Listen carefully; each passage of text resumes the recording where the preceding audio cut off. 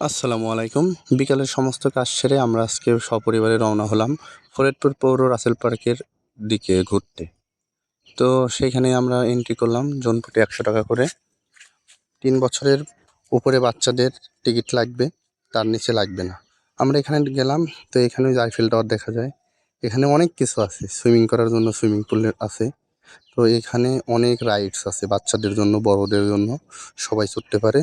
তো এখানে নতুন দুটো আকর্ষণ হয়েছে, সে দুটো হচ্ছে যে ডাইনোসর আনছে, আর এই ফুলের এইখানে তুষারপাত করায়, ফোম দিয়ে তারা তুষারপাত করায়। এই দুইটা এখন ভালোই ফরিদপুরে ফেমাস হয়ে গেছে। তো আমরা এই দুটো দেখার জন্যই মূলত এখানে আসছি। এইখানে যে ডাইনোসরগুলো আছে এগুলোর ভালোই লাগে, আর এটা তো যে এইভাবে হাত পা নড়ে, গলা নড়ে, এগুলো দেখতে ভালোই লাগে। তো সন্ধ্যার সময় এখানে একটু অনুষ্ঠান হয়, আর আমার বাচ্চা কাচ্চারা গেছিলো, তো এখানে এইগুলো খেলছে 50 টাকা দিয়ে 15 মিনিট। তো এখানে 15 মিনিট ধরে তারা খেলাধুলা করতে পারবে। তারা এই ট্রেনে চড়ছে, অনেক খুশি হয়েছে। এখানে তারা 2বার চড়েছে, এত মজা পাইছে যে তারা এখানে 2বার চড়ছে। তো এখানে তারা ভালোই মজা করলো।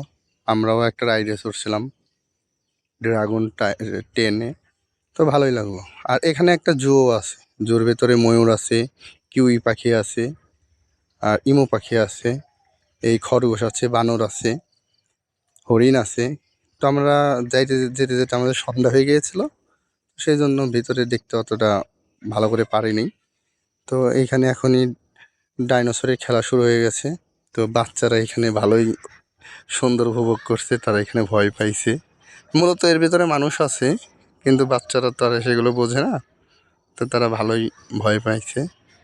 এটা অনুষ্ঠানটা শেষ হওয়ার পরেই তুষারপাতের অনুষ্ঠানটা শুরু হয়। তো এখানে এই দুটো ডাইনোসর দৌড়াদৌড়ি করে, আবার গান গায়, আবার ভয় দেখায়, হা করে। তো বাচ্চারা এখানে ভালোই বিনোদন পাইছে। আমরা অনেক সুন্দর বিনোদন পাইলাম, এই যে এখানে দৌড়াদৌড়ি করতেছে। তো এখানে ভালোই মজা। তো এটা 30 তারিখ পর্যন্ত থাকবে, নভেম্বরের 30 তারিখ পর্যন্ত থাকবে এটা।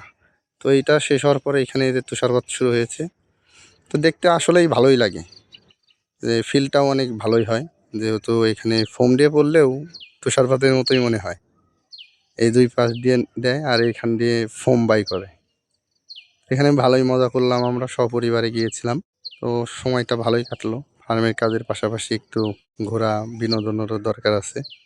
তো আমরা গিয়ে আবার চলে আসছিলাম 8টা, সাড়ে 8টার দিকে এখান থেকে রওনা হয়েছিলাম। তো এখান থেকে বাইরে বাড়াই, আর এটাই হচ্ছে বাইরের পরিবেশ। এখন রাত হয়ে গেছে।